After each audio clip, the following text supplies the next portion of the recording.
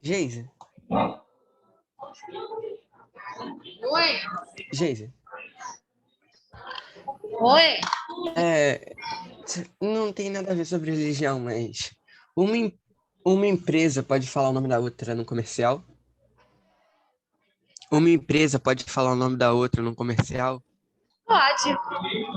Desde que ela não esteja usando uma linguagem pejorativa, esteja falando alguma inverdade, porque aí a outra empresa tem direito de resposta. É porque eu vi o comercial da 99 falando que tinha que pedir um Uber, só que o Uber tava caro. Aí o cara já tinha pedido 99. Ele pode falar, né? Mas se for alguma inverdade, alguma coisa que a Uber se sinta diminuída, ela pode pedir direito de resposta. E sendo uma propaganda, a 99 é obrigada a pagar o horário para a Uber poder responder. E Ok, entendi. quem dá esse tipo de concessão muitas vezes é o Conselho Nacional de Propaganda.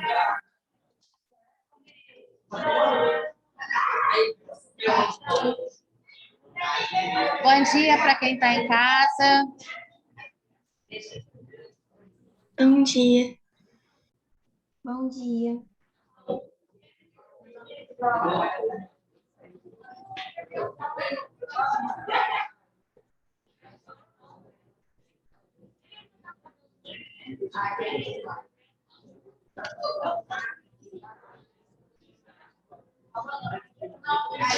Bem, na semana passada, um vídeo onde a gente começou a ver a questão quando eu falei que a mitologia grega é, na verdade, a religião. As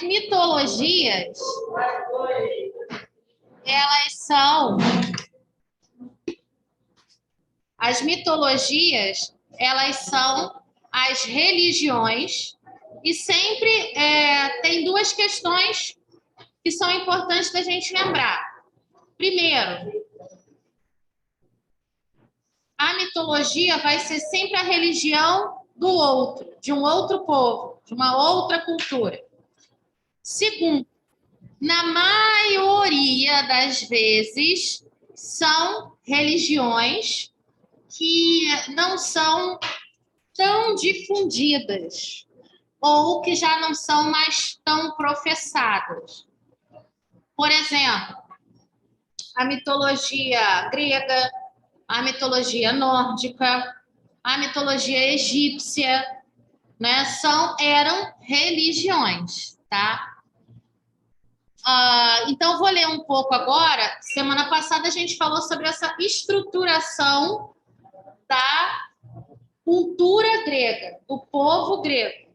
E aí agora a gente vai entender essa questão com a religiosidade. A Grécia, ela tem importância muito grande para algumas ciências que nós estudamos até hoje. Filosofia, a matemática, o desenho geométrico, né? A própria sociologia. Então, é claro que, de alguma forma, a cultura grega vai influenciar também esse pensamento que a gente chama de judaico-cristã. Porque a mitologia grega, a religião dos gregos, o paganismo, conforme chama o cristianismo, ele vai ser precedente de todas essas religiões. Então, é muito comum a gente encontrar na narrativa mítica, ou seja, nas histórias de criação, nas histórias dos deuses, muita coisa semelhante ao que nós temos no livro do Gênesis, por exemplo. A história é a mesma para cristãos e judeus, né? E no Alcorão também a gente vai ter várias citações dessa narrativa mítica que é tão parecida, tá? Então vamos lá. Ao observarmos, eu já pedi para copiar essa matéria para vocês, tá? Eu estou só aguardando receber para poder distribuir. Vou até perguntar para a Bianca hoje se já estava pronto. Ao observarmos o desenvolvimento da cultura grega, devemos dar importante destaque para o lugar que a religião ocupou. Em âmbito geral, gente, a conversa está atrapalhando. Vamos botar o distanciamento certinho aí nas cadeiras, por gentileza. Você tem que chegar mais para frente. O Henrique um pouquinho mais para trás.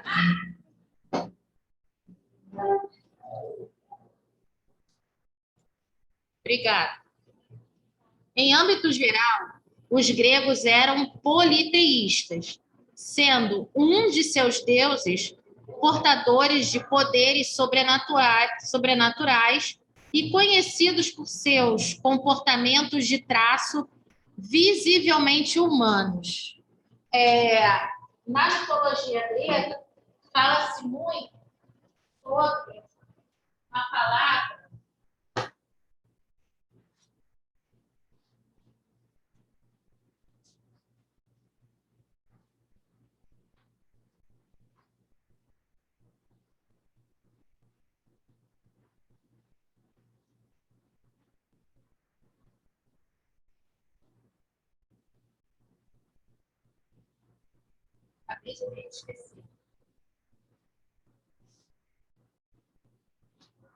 politeístas.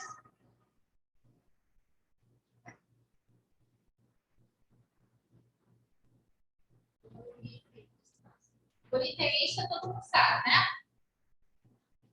Então, é uma religião que acredita em mais de um Deus, mesmo que você tenha numa hierarquia um Deus supremo e outros deuses que se submetem, são submissos àquele Deus superior, tá?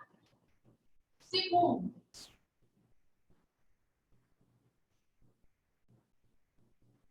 essa religiosidade, ela tem a questão dos arquétipos.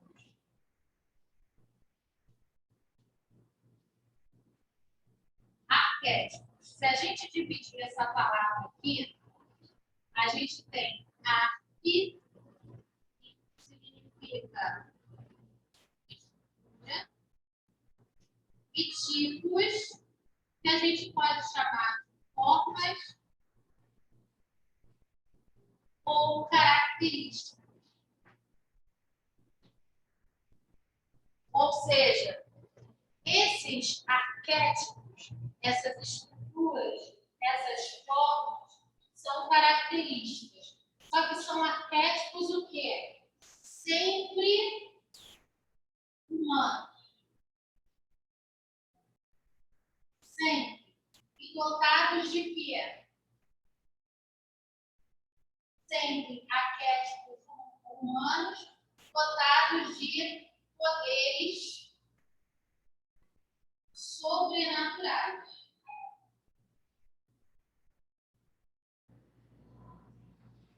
E aí, a mitologia grega tem uma coisa que é bastante interessante, que por terem arquétipos humanos, os deuses têm necessidades de beber, de comer, de se apaixonar, de sair pegando todo mundo, de trair, de matar, de comer os filhos, e por aí vai.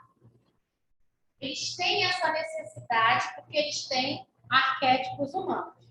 Aí, a filosofia vai se apropriar desses arquétipos humanos e vai começar a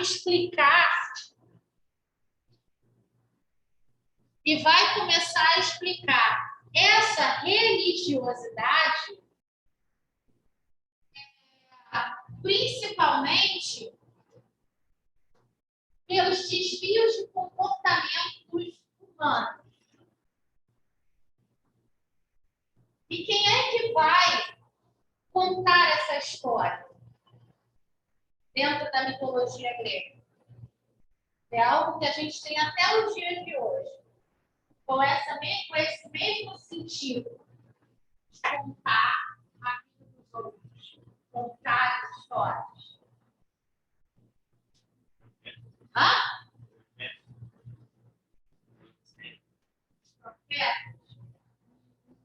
Não dentro de um sentido religioso, mas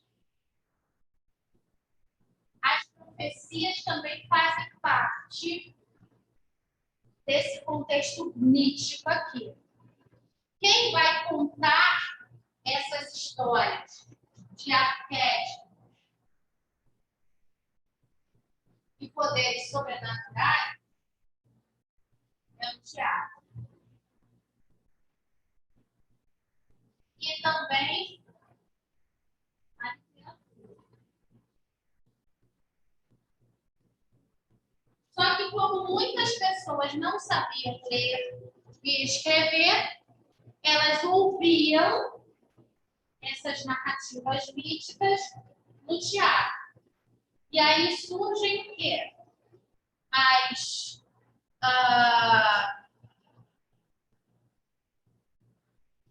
Sumiu a palavra, não é a linha teatral, mas as derivações dos tipos de encenação. E aí a gente tem o drama, a tragédia e a comédia. O drama e a tragédia, eles estão mais ligados à mitologia e esse casamento da história da mitologia com os homens. E a comédia sempre foi uma forma de protesto, deboche. Sempre foi uma forma de protesto. Então, a comédia, ela está ligada à política e à sátira. Tem um personagem mitológico que lembra esse nome aqui. Qual é? Tem o Percy Jackson. O amiguinho dele.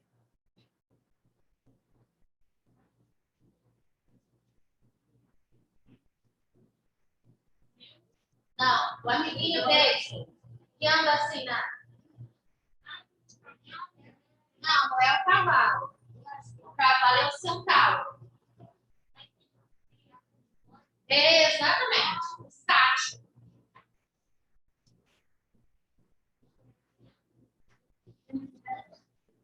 O sátiro é um personagem da mitologia grega. Lá em Nárnia também, né? Aquele que chama a menininha para tomar um café, um chá, sei lá, né? A história começa por ali, as crônicas de Nárnia. Eu não sei se é o príncipe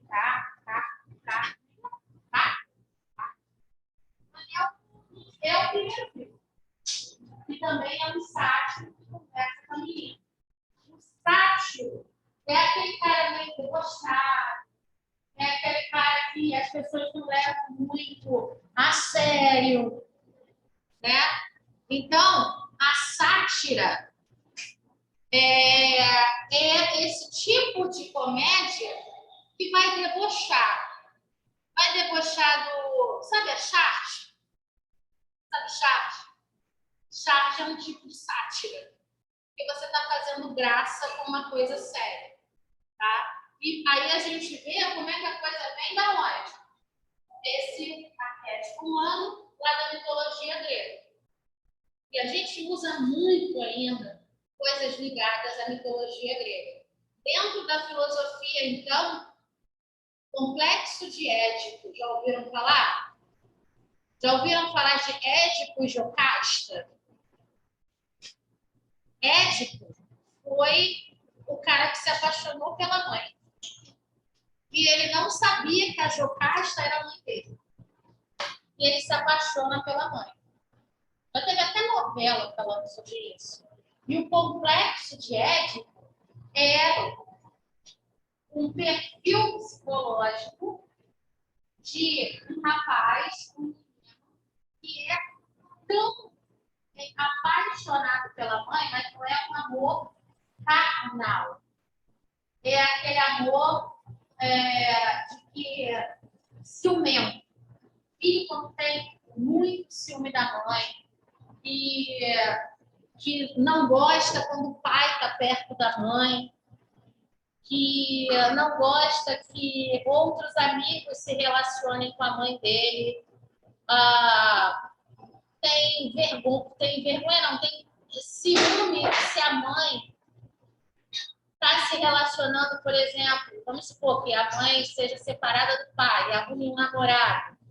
É aquela pessoa que vai fazer para que o cara, por mais que o cara seja muito legal, muito bom, ele vai fazer de tudo para sabotar o namoro da mãe. Isso chama-se complexo de Édipo. E isso vem da onde? Vem de uma narrativa mítica da mitologia grega.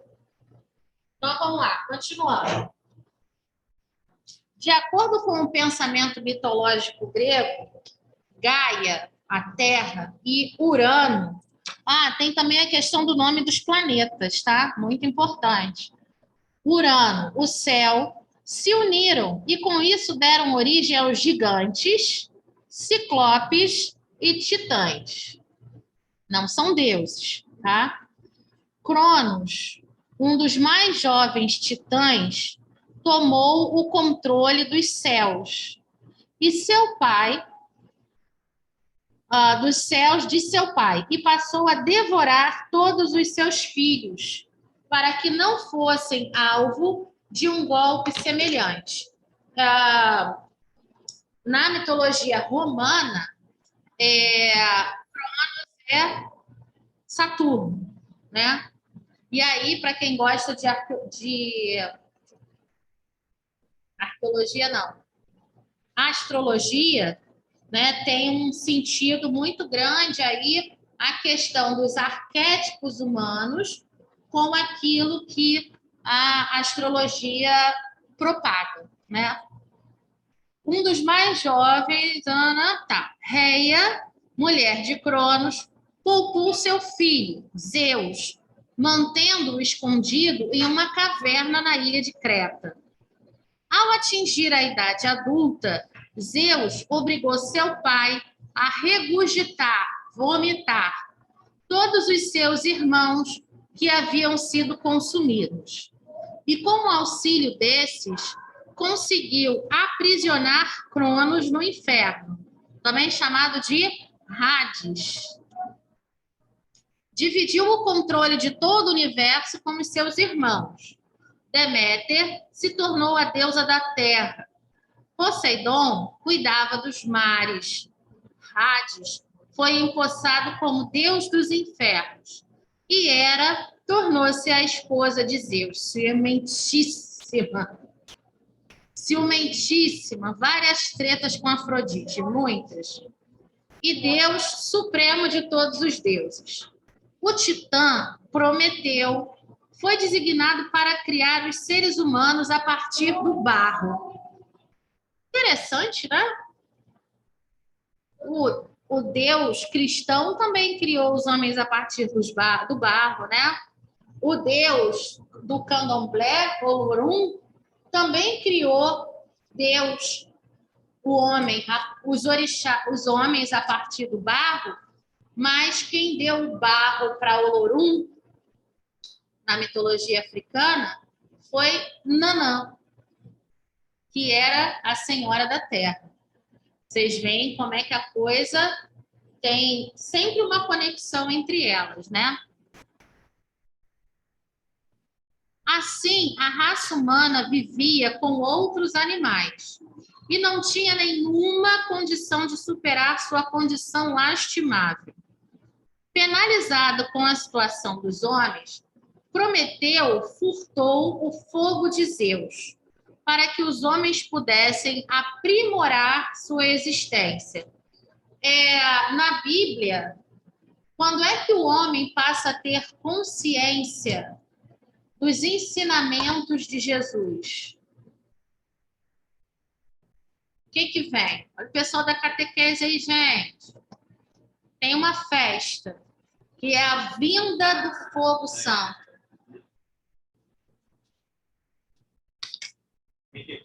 Exatamente.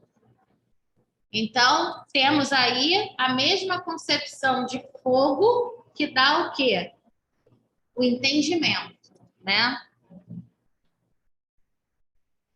Apesar de bem intencionado, Prometeu acabou punido por Zeus, deu ruim, que o aprisionou no alto de uma montanha, onde tinha seu fígado devorado diariamente por um abutre.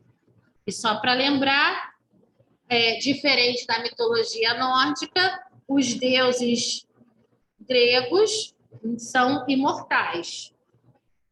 Então, o fígado é o nosso único órgão que se refaz. Vocês sabem que o fígado cresce de novo? Então, imagina, o fígado cresce, o abutre come.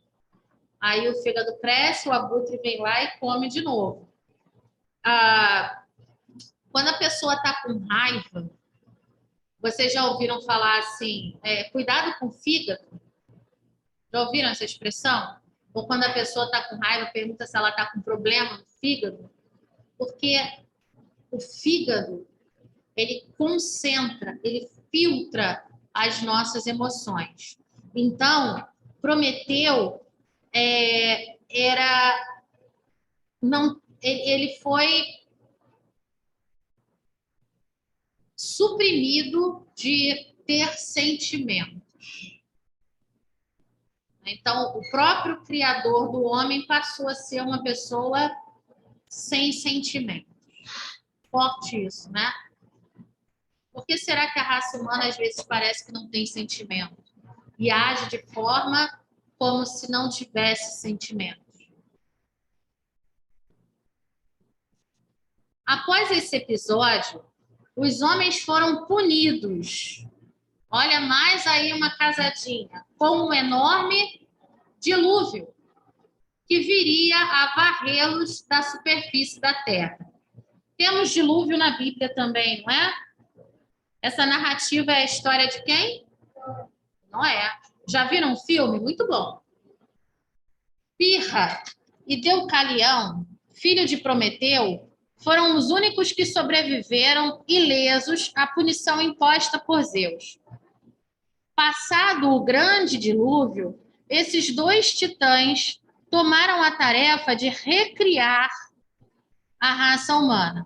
Além dos filhos de Cronos, também devemos salientar que outras divindades, como Apolo, Afrodite, Ares, Atena, Hefesto, Dionísio e Hermes, surgiram a partir da prole de Hera e Zeus. Mas Zeus também não era fluxichere, não. Era com H, era com E, ciumenta, mas porque Zeus também dava motivo, né? E a bicha era ruim, quando ela queria se vingar. Não se limitando às divindades que habitavam o Monte Olimpo, os gregos também acreditavam na existência de outros seres dotados de habilidades especiais. Os heróis, Os semideuses, por exemplo, eram fruto da união entre uma divindade olímpica e um ser humano. Divindade olímpica, aquela que morava no Olimpo. Em geral, os heróis eram capazes de realizar tarefas que pareciam ser impossíveis aos olhos humanos. O mais poderoso foi Hércules, que cumpriu 12 tarefas para evitar o furor da deusa Hera. Quanto eram os apóstolos? Quanto eram as tribos de Israel? Quantos meses temos no calendário greco-romano? Gregoriano? Nosso calendário civil? 12. Quantas são as casas do zodíaco? Para quem gosta de astrologia? 12. Então, 12 é um número considerado sagrado, tá? Costumeiramente, as manifestações religiosas do povo grego tinham um forte caráter cívico. Eles eram patriotas. Em cada cidade-estado, aí a gente viu lá essa divisão das cidades-estados, né? Tudo era território grego. Porém, as cidades-estados eram como se fossem países. Ok? Ou como é os Estados Unidos, é o melhor exemplo. Um país onde os estados são independentes. Cada jurisdição, ou seja, cada limite tem as suas leis. Nos Estados Unidos, a gente tem alguns estados que são a favor da pena de morte, outros não. A gente tem alguns estados que são a favor da eutanásia, outros não. Né? Tem estados que são laicos, outros não. Estados que são considerados cristãos, por exemplo. Né? Então, é por isso que dentro dos Estados Unidos, muitas vezes as pessoas migram de um estado para o outro porque elas não concordam com as leis daquele estado. Né? Então, se a pessoa, por exemplo, quer ter uma arma, aí, num determinado estado, ela pode ter uma arma, em outro, não. Ela não concorda, não adianta. Se ela for contra a lei, ela vai ser presa, ela vai ser punida. Então, a pessoa migra de estado. Né? Por isso que nos Estados Unidos é muito comum. Quem gosta de ver séries americanas, filmes, vê que é muito comum, né? As pessoas migrarem de estado. Coisa que no Brasil já é bem diferente. As pessoas são mais regionais, né? Então, a gente pode comparar essas cidades-estados na Grécia clássica com, por exemplo, a forma como os Estados Unidos conduzem lá a sua política, tá? Havia ocorrência de grandes festas e rituais, onde toda a população buscava estreitar a relação com os seus deuses. Em algumas ocasiões, o exército da crença em determinados deuses promovia a união de vários cidadãos de diferentes cidades-estado. Sem conceber definições rígidas, os gregos não impuseram regras fixas na relação de cada indivíduo com as suas crenças e deuses. Dá tempo de ler só o que é a mitologia grega, que eu já falei um pouquinho, mas só vou ler aqui o texto. A mitologia grega essa pergunta boa para cair na prova, o conjunto de histórias, lendas e mitos que pertenciam ao imaginário da civilização da Grécia Antiga. Povoados por deuses, heróis lendários, criaturas fantásticas. Relacionada com a religião, a mitologia grega apresentava, além dos cultuados deuses, explicações de temas fundamentais, como a origem do universo e da vida. Acredita-se que a mitologia grega tenha surgido por volta do ano 8 a.C., sendo baseada principalmente no relato de histórias fantásticas descritas numa série de narrativas registradas principalmente por Hesíodo e Homero, poetas gregos. Os mitos gregos teriam se originado a partir da unificação dessa série de histórias da mitologia antiga, com destaque às origens dórica e micênica. Os antigos gregos eram politeístas, ou seja, acreditavam na existência de diversos deuses, além de divindades gregas, que são uma das características mais marcantes dessa mitologia. E eles levantavam templos, aquela história lá das Amazonas, né? Por exemplo, as Amazonas viviam num outro mundo, né? Era uma coisa completamente diferente, digamos assim. Mas de você ter o templo de adoração, as mulheres que eram sacerdotisas, eram nascidas para ser sacerdotisas, isso tudo acontecia, tá? E na cultura, quando Roma se apropria de boa parte da cultura helênica, que é a cultura grega, Roma ela começa a ter um choque em relação à figura do imperador, porque o imperador romano se achava o próprio Deus. E aí, como ele vai ter alguém acima dele?